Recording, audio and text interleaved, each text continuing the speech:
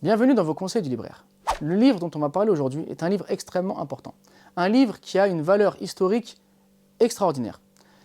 En fait, ce livre est un roman. Et bien souvent, pour les gens, un roman est un moyen de se distraire, de voyager un peu à travers la lecture, mais ils ignorent toute la réflexion, ou toutes les leçons, ou toutes les ambitions de l'auteur dans son écrit. Ce roman est bien particulier.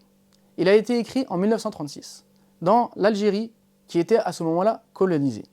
Alors, colonisé signifiait que l'indigène, le musulman, n'était pas en mesure de pouvoir exposer clairement et directement ce qu'il pensait, ses convictions. Alors cet auteur, qui était un indigène, quelqu'un donc de non assimilé, qui était donc resté musulman, avait pour ambition de passer un message.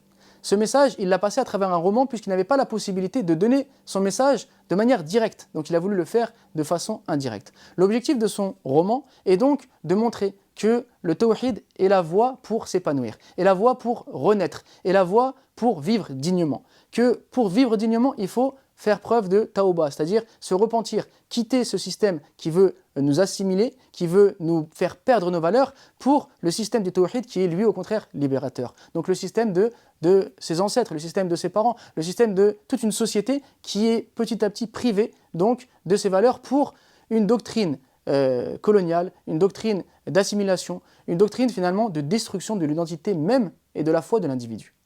Pour ce faire, notre auteur va mettre en scène une jeune femme, Khadija, qui est allée au bout de la doctrine assimilationniste. C'est-à-dire qu'elle s'est mariée avec un Français, un colon installé sur place, qui est un militaire. Elle aura 2 enfants avec lui. Ces enfants qui vont avoir donc une éducation à la française.